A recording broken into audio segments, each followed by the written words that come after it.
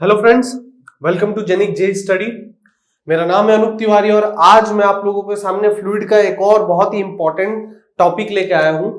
और आज के लेक्चर में आज जो हम लोग पढ़ने जा रहे हैं वो है फ्रेंड्स फ्लूइड डायनामिक्स के बारे में।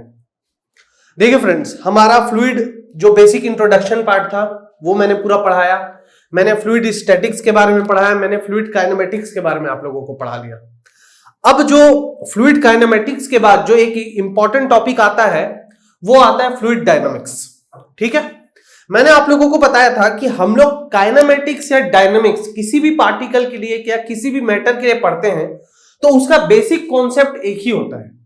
बेसिक कॉन्सेप्ट ये होता है कि काइनेमेटिक्स में हम जिस भी बॉडी के बारे में स्टडी करते हैं हम लोग वहां पे फोर्स को नहीं देखते फ्रेंड्स। हम लोग वहां पे सिर्फ और सिर्फ उसकी वेलोसिटी, एक्सेलरेशन, रोटेशन, इन सब की एनालिसिस करते हैं, बट फोर्स की एनालिसिस नहीं करते। कहां पे? काइनेमेटिक्स में। लेकिन अगर मैं फ्लूइड डायनामिक्स की बात करूं तो फ्लूइड डायनामिक्स में फ्रेंड्स हम लोग क्या करते हैं कि फोर्सेस की भी एनालिसिस करते हैं। और अगर हम लोग फोर्सेस की एनालिसिस कर रहे हैं तो सोचने वाली बात है कि फोर्स की एनालिसिस हो रही है और यहां पे हमारी वेलोसिटी, एक्सेलरेशन, यहां पे भी हर चीज की एनालिसिस हो रही है विथ फोर्स। तो जब हम फोर्स की एनालिसिस करते हैं तब वहां पे कॉन्सेप्ट ऑफ एनर्जी भी यूज होता है। और जहां पे कॉन्सेप्ट ऑफ एनर्जी यूज होता है खासकर फ्लूइड में, वहां पे हम लोग को एक बहुत ही ज्यादा इंपॉर्टेंट टॉपिक पढ़ना पड़ता है जिसका नाम है द बर्नौलीज इक्वेशन। ठीक है, बर्नौली इक्वेशन क्या है, क्यों लेते हैं, ये सब तो मैं आपको बताऊंगा ही। लेकिन एक बहुत ही इंपॉर्टेंट बात समझने वाली यह है कि बर्नौली इक्वेशन को समझना, बर्नौली इक्वेशन के कॉन्सेप्ट को ग्रास्प करना यहां बहुत ज्यादा इंपॉर्टेंट है। क्यों? क्योंकि आपको मैं जो भी फ्लूइड डायनामिक्स में पढ़ाऊंगा, ओके, आप फ्लूइड डायनामिक्स में फ्लो मेजरमेंट डिवाइसेस के बारे में भी पढ़ेंगे, जैसे venturi meter, orifice meter, pitot tube. ठीक है, हम लोग यहां पे फोर्सेस की एनालिसिस करेंगे, फ्लैट सरफेसेस में रिएक्शंस के बारे में पढ़ेंगे। तो हम जो भी यहां पे पढ़ेंगे वो सारा का सारा कॉन्सेप्ट इस बर्नौली इक्वेशन के इर्द गिर्द घूमता रहेगा।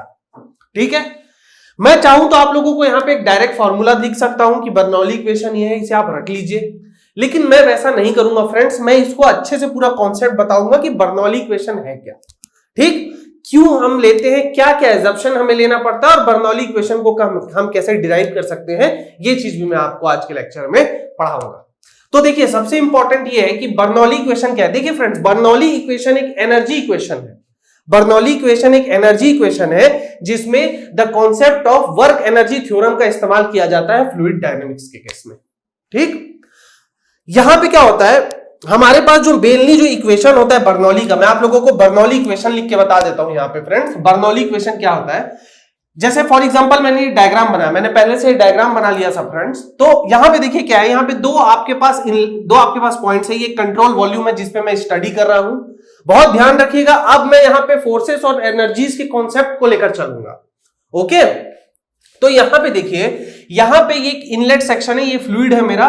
मैं इस जो कंट्रोल वॉल्यूम है ये मैं इसको एक पाइप मान सकता हूं वेरिएबल क्रॉस सेक्शन का। वेरिएबल क्रॉस सेक्शन का मतलब ये है कि यहां पे जो एरिया है वो दोनों अलग अलग पॉइंट पे अलग अलग है। इसको रखने का मकसद मेरा ये था फ्रेंड्स, ताकि अगर एरिया आपका अलग अलग होगा तो कॉन्सेप्ट ऑफ डिस्चार्ज से मैं ये कह सकता हूं कि वेलोसिटी भी उसका अलग अलग होगा। क्योंकि डिस्चार्ज दोनों जगह कांस्टेंट रखना है, तो डिस्चार्ज अगर मेरा दोनों जगह कांस्टेंट है और एरिया चेंज हो रहा है तो वेलोसिटी भी मेरा क्या होगा फ्रेंड्स, चेंज होगा। इसलिए मैंने क्या किया, एक ऐसा क्रॉस सेक्शन लिया, एक पाइप ले लिया, आप इसे एक पाइप भी मान सकते हैं। तो मैं क्या कर रहा हूं, इसे एक वेरिएबल क्रॉस सेक्शन का रख रहा हूं। ओके, अब देखिए फ्रेंड्स, यहां पे ये जो पॉइंट है, पॉइंट नंबर 1 ये इनलेट है और ये जो पॉइंट नंबर 2 है ये क्या है, मेरा आउटलेट। अब मैं यहां पे क्या कर रहा हूं, बहुत ध्यान से देखिएगा, मैं यहां पे 3 वैल्यूज ले रहा हूं। मैं यहां पे प्रेशर की वैल्यू ले रहा हूं, वेलोसिटी की और एरिया की। तो मैं मान रहा हूं कि इनलेट सेक्शन में जो आपका प्रेशर है वो है P1, वेलोसिटी का वैल्यू है V1 और एरिया आपका A1। एरिया जो है आपके इस पाइप का क्रॉस सेक्शन का है, प्रेशर इस पॉइंट नंबर 1 का प्रेशर है और वेलोसिटी जो V1 है, ये फ्लूइड जो यहां पे एंटर हो रहा है पॉइंट 1 पे, उसकी वेलोसिटी है। ठीक उसी तरह से मैंने पॉइंट 2 पर भी P2, V2 और A2 को एज्यूम कर लिया है। अब इसके साथ मैंने एक और चीज क्या एज्यूम किया है कि हम एक पर्टिकुलर रेफरेंस ले रहे हैं फ्रेंड्स, कोई भी रेफरेंस लाइन में ले सकता हूं। ठीक है, उस पर्टिकुलर रेफरेंस लाइन से इन दोनों पॉइंट्स की जो दूरी है, ठीक है, दोनों जो क्रॉस सेक्शन एरिया के जो दूरी है वो मैंने Z1 और Z2 एज्यूम की है। आप चाहे तो उसे H1 एंड H2 भी एज्यूम कर सकते हैं। बट जनरली जो टर्म्स बर्नौली इक्वेशन में यूज होते हैं, चाहे आप बुक्स पढ़ेंगे या आप गूगल पे सर्च करेंगे, तो वहां पे आप लोगों को इन टर्म्स ऑफ Z दिया जाता है। ठीक है, वर्टिकल डिस्टेंस को Z से डिनोट किया जाता है। मैं सारे कॉन्सेप्ट को एक एक करके क्लियर करूंगा फ्रेंड्स। अब देखिए, जो बर्नौली इक्वेशन आप लोगों को दिया जाता है वो दिया जाता है दो पॉइंट्स के लिए। अगर मैं कहूं तो P1 by rho g plus V1 square by 2G plus Z1 is equal to P2 by rho g plus V2 square by 2G plus Z2। ये फ्रेंड्स हमारा बर्नौली इक्वेशन होता है। ओके, एक्चुअली में ये जो इक्वेशन है, जब हम डिराइव करेंगे तो यहां पे आप देखेंगे एक्चुअली में ये इक्वेशन नहीं आता है, एनर्जी इक्वेशन है। तो ये इक्वेशन देखिए किस तरह से आता है, मैं आप लोगों को थोड़ा प्रॉपरली बता देता हूं। यहां पे जो इक्वेशन आता है आप लोगों का, ये देखिए ये कुछ ऐसा आता है, P1 plus rho g Z1 plus half rho V2 square, sorry friends V1 होगा यहां पे, V1 square is equal to P2 plus rho g Z2 plus half rho V2 square. Actually में जो बर्नौली इक्वेशन आता है वो हमारा ये है बर्नौली इक्वेशन। ये बर्नौली इक्वेशन को हम क्या करते हैं, इन टर्म्स ऑफ हेड यूज करते हैं। और इसी चीज को मैं यहां पे क्या करूंगा फ्रेंड्स, आप लोगों को डिराइव करके बताऊंगा कि क्या हो रहा है, क्यों हो रहा है।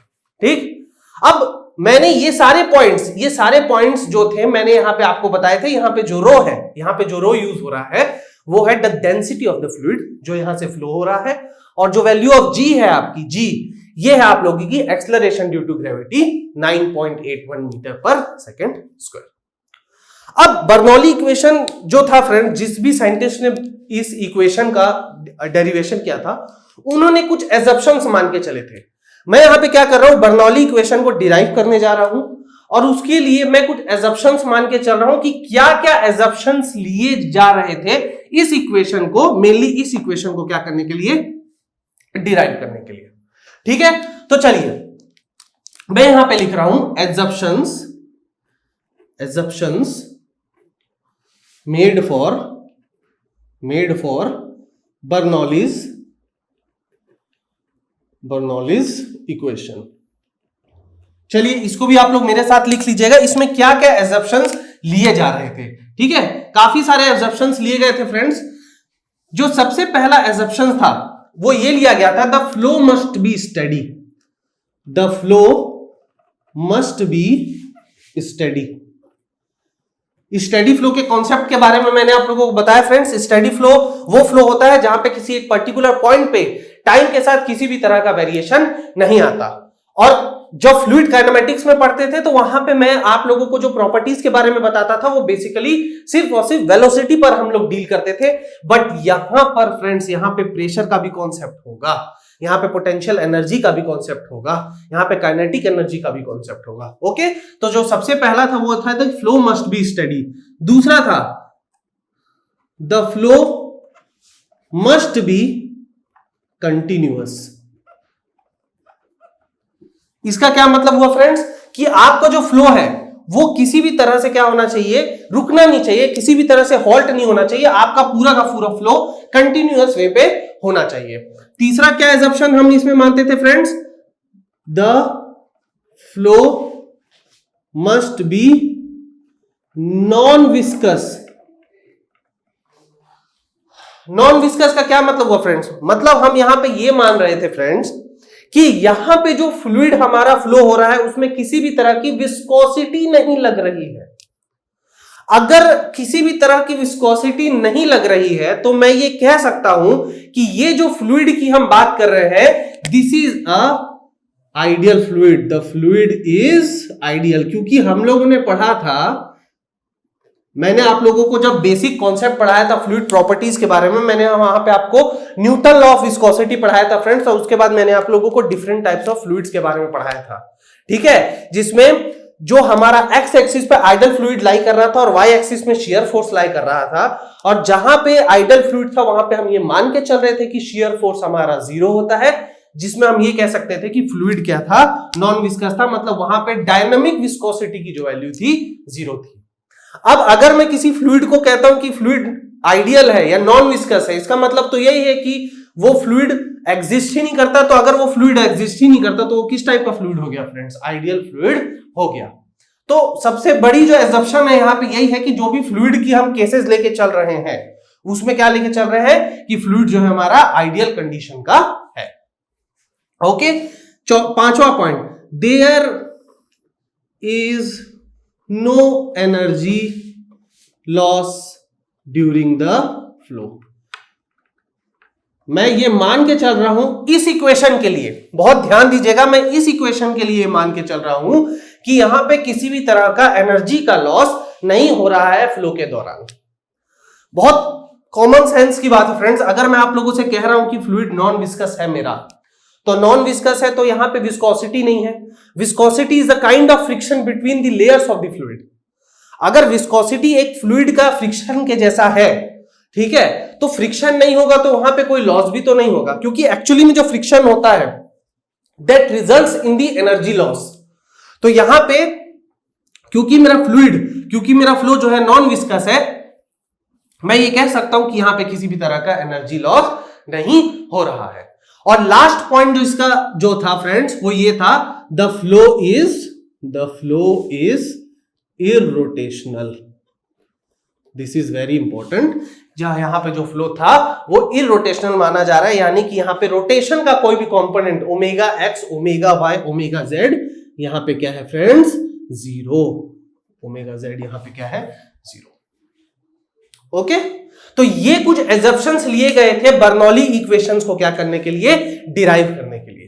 आप देख सकते हैं यहां पे कुछ बहुत ही इररेलेवेंट टाइप के एजम्पशंस लिए गए थे, बट अगर मैं ये एजम्पशंस लेके नहीं चलूंगा तो मैं इस इक्वेशन को डिराइव नहीं कर सकता, और फाइनली इस इक्वेशन से मैं इस इक्वेशन में भी इसको सिंप्लीफाई नहीं कर सकता। मैं हर चीज बताऊंगा कि ये कैसे डिराइव हुआ, ये कैसे आया, इनमें से किस टर्म को क्या कह के डिनोट करते हैं, न्यूमेरिकल्स में कैसे यूज होगा, हम सब चीज पढ़ेंगे। ओके, तो अभी के लिए आप ये समझ लीजिए कि आपका जो एजम्पशन है बर्नौली इक्वेशन के लिए वो ये है।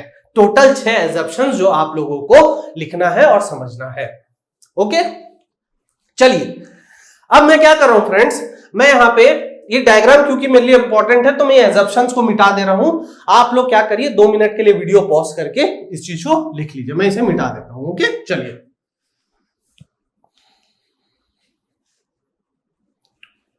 ओके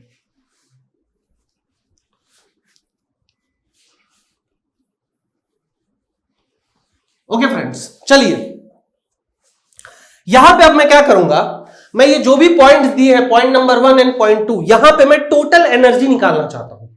क्योंकि एक एनर्जी इक्वेशन है तो मैं क्या करूंगा, हर पॉइंट पे एनर्जी निकालूंगा और टोटल एनर्जी भी इसमें क्या करूंगा मैं फ्रेंड्स, कैलकुलेट करूंगा। टोटल एनर्जी जो होती है वो सम होती है काइनेटिक एंड पोटेंशियल एनर्जी की। यहां पे जो फ्लूइड फ्लो हो रहा है, क्योंकि इस फ्लूइड की अपनी कुछ वेलोसिटी है, इसलिए इस फ्लूइड की अपनी काइनेटिक एनर्जी होगी। और क्योंकि ये जो फ्लूइड है, ये सारे सेक्शन किसी पर्टिकुलर डेटम से कुछ हाइट पे है, जो कि मैंने Z1 और Z2 डिनोट करके रखा है, तो मैं ये भी कह सकता हूं कि ये जो फ्लूइड है इसमें कुछ ना कुछ पोटेंशियल एनर्जीज भी होगी। तो देखिए फ्रेंड्स, मैं क्या कर रहा हूं, मैं निकाल रहा हूं काइनेटिक एनर्जी एट पॉइंट 1। ठीक है, तो ये क्या होगा, काइनेटिक एनर्जी क्या होता है friends, formula half m v1 square, यही मेरा फॉर्मूला होता है, जिसमें m होता है friends mass of the fluid, और जो v1 है या ये है velocity of fluid at inlet 1, ये मेरा मतलब होता है फ्रेंड्स। अब यहां पे मैं क्या कर रहा हूं फ्रेंड्स, जनरली हम ये जो टर्म यूज करते हैं, ये फॉर ऑब्जेक्ट्स यूज करते हैं। अगर आप लोगों ने मैकेनिक्स पढ़ा होगा तो आप लोग ने ध्यान दिया होगा कि हम ये फॉर्मूला जनरली ऑब्जेक्ट्स के लिए, सॉलिड्स के लिए यूज करते हैं। मैं यहां क्या कर रहा हूं, मैं क्योंकि इसको फ्लूइड के लिए यूज कर रहा हूं, तो यहां पे मैं काइनेटिक एनर्जी निकालूंगा इन terms of per unit volume. अब देखिए मैं क्या लिख रहा हूं फ्रेंड्स, यहां पे kinetic energy at point 1 calculated पर यूनिट वॉल्यूम। मैं क्या कर रहा हूं, इस बेसिस पे इस फॉर्मूला को क्या कर रहा हूं, निकालना चाह रहा हूं। ठीक, देखिए अगर मैं यहां पे काइनेटिक एनर्जी फ्लूइड के रिस्पेक्ट में पर यूनिट वॉल्यूम के लिए निकालना चाहता हूं तो मैं क्या करूंगा, देखिए यहां पे जो काइनेटिक एनर्जी मैंने दिया है हाफ mv1 स्क्वायर, तो मैं मास को लिख सकता हूं रो इनटू वॉल्यूम, क्योंकि ये जहां पे रो क्या होता है डेंसिटी, ये होता है डेंसिटी, और v जो होता है मेरा क्या होता है वॉल्यूम। मैं इसको कैपिटल V अच्छे से लिख देता हूं, ये है मेरा कैपिटल V और वॉल्यूम। तो मैं क्या कर रहा हूं, इसको मैं यहां पे पुट कर दे रहा हूं, तो देखिए half into rho into capital V into small v का v1 का स्क्वायर। ध्यान रखेंगे कंफ्यूजन नहीं होगा, ये कैपिटल V फॉर वॉल्यूम है और ये जो स्मॉल v1 लिखा है इट इज फॉर वेलोसिटी। अब मैं काइनेटिक एनर्जी निकालना चाहता हूं फ्रेंड्स, थोड़ा ध्यान से देखिए, मैं काइनेटिक एनर्जी कैलकुलेट करना चाहता हूं पर यूनिट वॉल्यूम के लिए। तो पर यूनिट वॉल्यूम के लिए मैं क्या कर रहा हूं फ्रेंड्स, मैं इसको डिवाइडेड बाय वॉल्यूम कर दे रहा हूं कैपिटल V। तो ये देखिए क्या बन गया, कैपिटल V कैंसिल, तो kinetic energy at point 1 with respect to per unit volume आपका क्या वैल्यू आ गया, हाफ रो v1 का स्क्वायर। ये आ गया मेरा kinetic energy of point 1। Okay, I hope आप लोगों को ये चीज समझ में आ रहा होगा। मैंने यहां पे क्या किया, मैंने यहां पे फ्लूइड को कंसीडर किया है, इसलिए मैंने क्या किया, यहां पे मैंने हाफ mv स्क्वायर ना लेके इसको मैंने जो काइनेटिक एनर्जी कैलकुलेट किया वो पर यूनिट वॉल्यूम के केस में किया, तो यहां पे जो वैल्यू आ गई वो इन टर्म्स ऑफ मास ना आके इन टर्म्स ऑफ डेंसिटी आ गई। और फ्लूइड में जनरली डेंसिटी पर ही हमें डिस्कस करना चाहिए। ओके, नाउ जिस तरह से काइनेटिक एनर्जी एट पॉइंट 1 मैंने कैलकुलेट किया पर यूनिट वॉल्यूम, उसी तरह से मैं लिख सकता हूं काइनेटिक एनर्जी एट पॉइंट 2 पर यूनिट वॉल्यूम हो सकता है हाफ रो v2 स्क्वायर। ये आपका क्या हो गया काइनेटिक एनर्जी एट पॉइंट 2।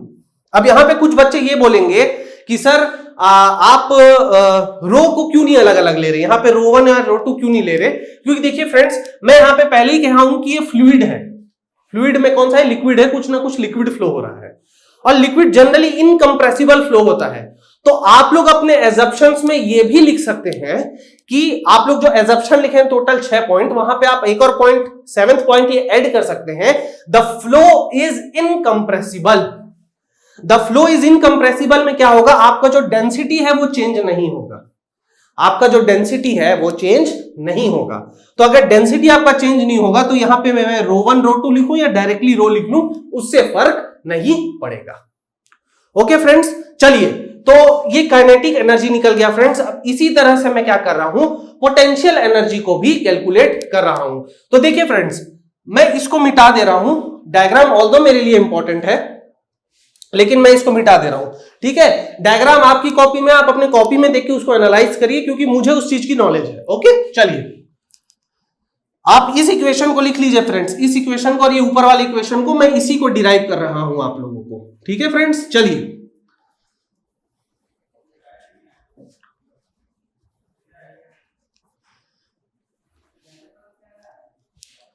चलिए फ्रेंड्स, नाउ अब यहां पे देखिए काइनेटिक एनर्जी एट पॉइंट 1 और काइनेटिक एनर्जी एट पॉइंट 2 आ गया, तो मैं यहां पे लिख सकता हूं change in kinetic energy is equal to kinetic energy at point 2 minus kinetic energy at point 1। इसको मैं यहां से क्या कर सकता हूं, ये भी लिख सकता हूं, ठीक है फ्रेंड्स।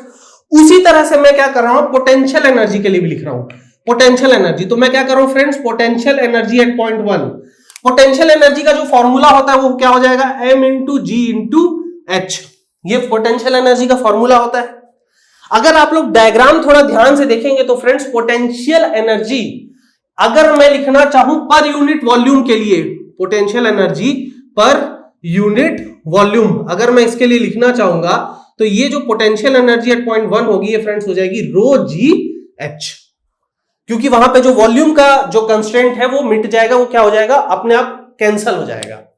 और आप लोग ये भी देखिए अपने डायग्राम में कि जो हाइट है, डेटम से कुछ पर्टिकुलर हाइट लिया गया है वो इन टर्म्स ऑफ z लिया गया है, ठीक है। तो यहां पे एक्चुअली जो आपका पोटेंशियल एनर्जी आ जाएगा वो आ जाएगा Z1। Okay friends, I hope आप लोगों को ये समझ में आ रहा होगा। देखिए काइनेटिक एनर्जी मैंने निकाला इन terms of per unit volume, उसी तरह से मैं पोटेंशियल एनर्जी भी निकाल रहा हूं इन terms of per unit volume. तो ये क्या हो गया, रोजी Z1। उसी तरह से पोटेंशियल एनर्जी एट पॉइंट 2 भी क्या हो गया फ्रेंड्स, रोजी Z2। ये आपका क्या हो गया, पोटेंशियल एनर्जी दो अलग अलग पॉइंट के लिए आपके उस क्रॉस सेक्शन एरिया पे। ठीक, तो यहां पे अगर मैं लिखना चाहूं change in potential energy, change in potential energy, तो ये क्या होगा, potential energy at point 2 minus potential energy at point 1। इसे भी आप क्या कर लीजिए, लिख लीजिए।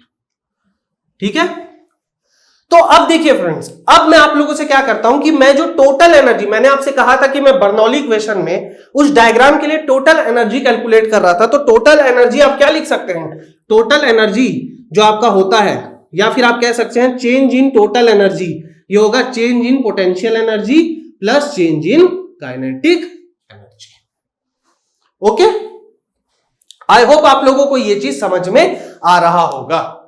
ओके फ्रेंड्स, तो देखिए चलिए आगे बढ़ते हैं इस चीज को लेकर। Genic Prime is the new features by Genic Education where you will get 450 plus video series questions explanation, Prime Facebook group for doubt solving, assignments, live sessions and many more. If you are interested then visit website and join quickly. For any query call on 9837933283. Okay friends, तो जैसा कि आप लोग देख सकते हैं मैंने यहाँ पे एक बार इसको फिर से लिख लिया है, काइनेटिक एनर्जी का चेंज और पोटेंशियल एनर्जी का चेंज। ठीक है, तो देखिए यहां पे मैंने आप लोगों को काइनेटिक एनर्जी निकालना बताया इन terms of per unit volume, और पोटेंशियल एनर्जी भी कैलकुलेट किया मैंने इन terms of per unit volume. ठीक है फ्रेंड्स, तो देखिए अगर यहां पे मैं चीज लिख रहा हूं change in kinetic energy, kinetic energy eight section 2 minus kinetic energy eight section 1, उसी तरह से अगर मैं चेंज इन पोटेंशियल एनर्जी के लिए भी ये चीज लिख रहा हूं तो मैं टोटल चेंज इन एनर्जी लिख सकता हूं friends. Total change in energy होता है change in kinetic energy plus change in potential energy. Okay friends, यहां पे मैं क्या कर सकता हूं, चेंज इन टोटल एनर्जी को मैं लिख सकता हूं change in kinetic energy plus change in potential energy. अब देखिए फ्रेंड्स, यहां पे जो हमने चेंज इन टोटल एनर्जी है in terms of kinetic as well in terms of potential energy, हमने इसको पढ़ लिया। अब मैं क्या कर रहा हूं फ्रेंड्स, देखिए मैंने आप लोगों को बताया भी था कि इस डायग्राम में जो फ्लूइड का फ्लो था वो नेचुरली था। ठीक है, अगर मैं आपको कह रहा हूं कि फ्लूइड का फ्लो नेचुरली था, इसका मतलब क्या हुआ, इसका मतलब ये हुआ कि फ्लूइड 1 से लेकर जो 2 में बह रहा था। देखिए मैंने यहां पे 2 पॉइंट्स दिए थे फ्रेंड्स, इस यहां पे मैं प्रेशर की वैल्यू दिया था P1 और यहां पे प्रेशर की वैल्यू दिया था मैंने P2। अब एक कॉन्सेप्ट जो आप सभी को पता है और मैंने इसे फ्लूइड स्टैटिक्स में भी डिस्कस किया था पास्कल लॉ में, कि फ्लूइड जब भी नेचुरली फ्लो होता है, बहुत ध्यान से समझिएगा, फ्लूइड जब भी नेचुरली फ्लो होता है तो वो हमेशा high pressure to low pressure flow होता है। ओके, इसका मतलब यह है कि अगर फ्लूइड का फ्लो डायरेक्शन फ्रॉम सेक्शन 1 से 2 है तो याद रखिएगा कि pressure at point 1 pressure at point 2 से ज्यादा होगा। देखिए यहां पे मैं क्या हो रहा हूं, नेचुरल फ्लो है, नेचुरल फ्लो फ्रेंड्स, ठीक है, मैं यही मान के चल रहा हूं। तो नेचुरल फ्लो के लिए क्या होगा, आपका जो ये दोनों पॉइंट पे जो प्रेशर है ये अलग अलग होगा। क्यों, क्योंकि फ्लूइड जो है अगर फ्लो कर रहा है, ठीक है, फ्लूइड अगर फ्लो कर रहा है तो वो high pressure to low pressure flow कर रहा होगा। तो मैं इस डायग्राम से कह सकता हूं कि pressure at point 1 is greater than pressure at point 2। ठीक है, ये बहुत इंपॉर्टेंट है फ्रेंड्स।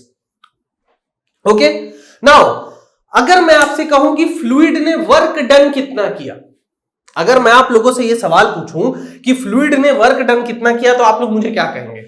आप लोग मुझे ये कहेंगे सर फ्लूइड ने जो टोटल वर्क डन किया वो था चेंज इन प्रेशर। देखिए total work done bye fluid, total work done bye fluid during the flow, ठीक है, फ्लो के दौरान, ड्यूरिंग द फ्लो जो फ्लूइड ने वर्क डन किया वो था चेंज इन प्रेशर के बराबर।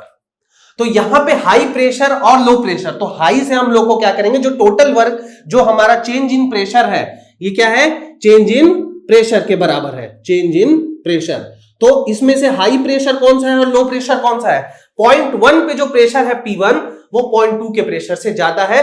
तो ध्यान रखेंगे, यहां कंफ्यूज नहीं होंगे, यहां पे जो आपका चेंज इन प्रेशर आएगा उसकी वैल्यू होगी P1 माइनस P2। ये हो गया आपका work done by the fluid during the flow from section 1 to 2। Okay, बहुत इजी।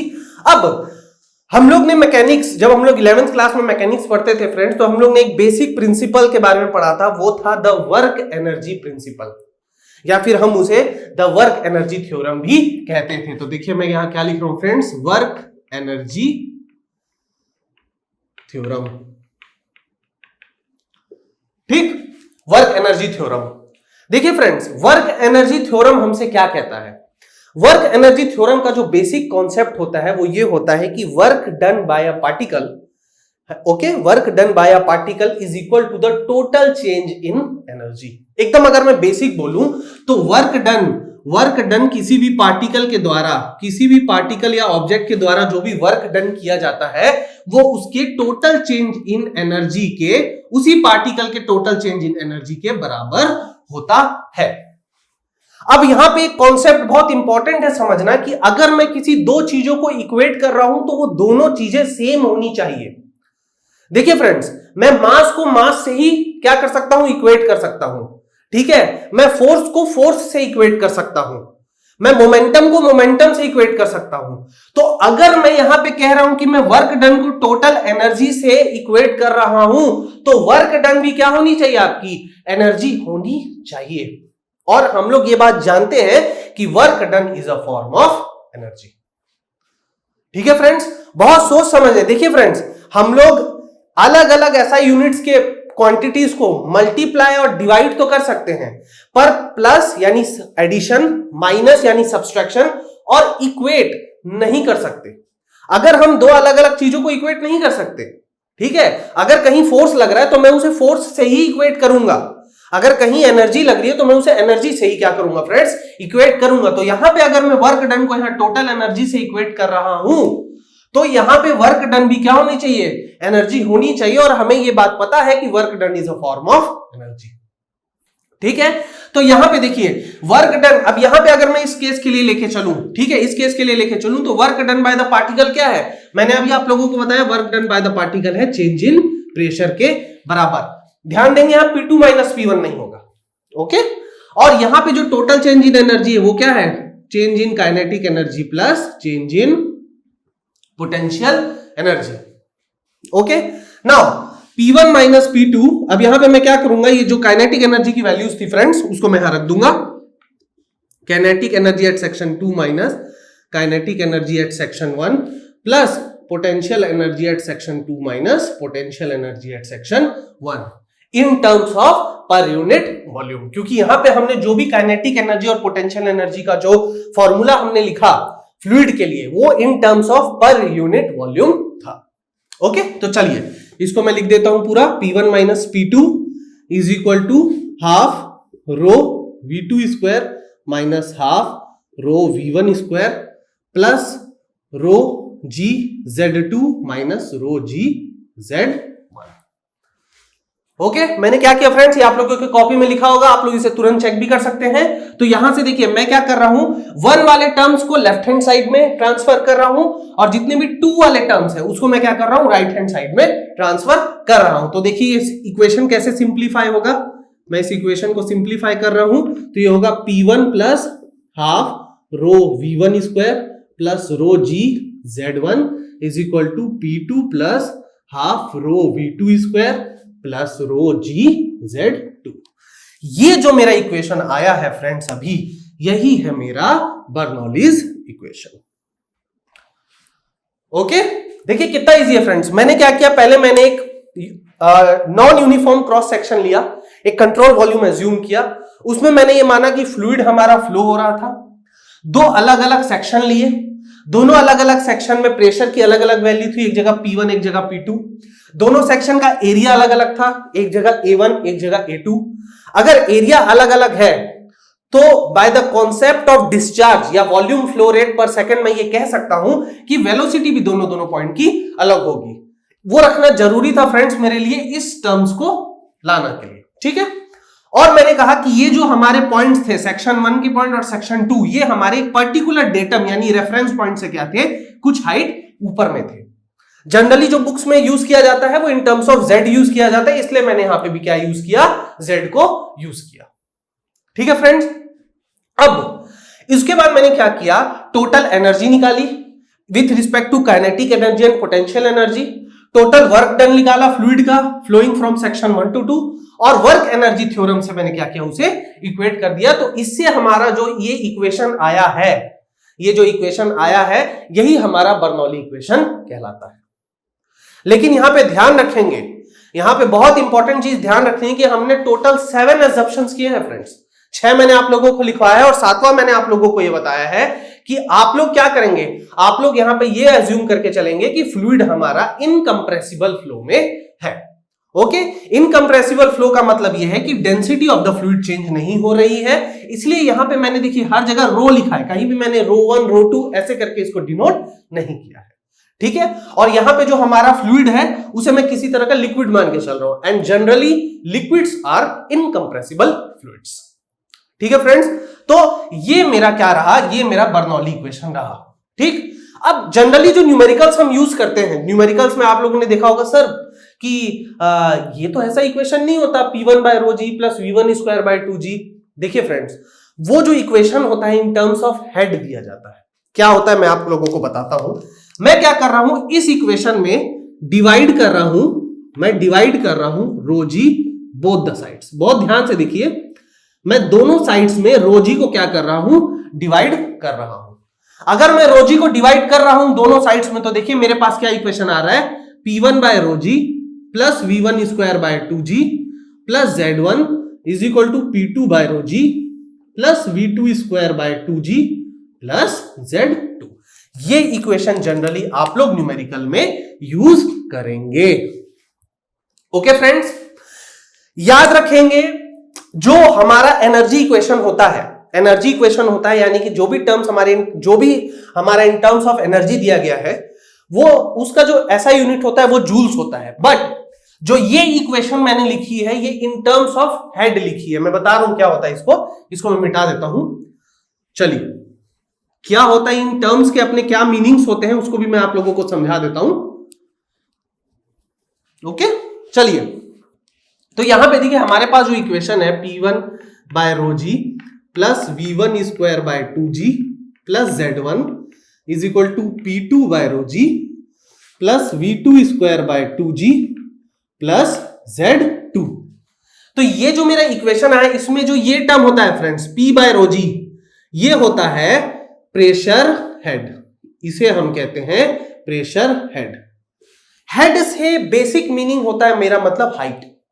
ठीक है, यहां पे आप बस ये समझ के चलिए कि P by rho g आपका प्रेशर हेड कहलाता है।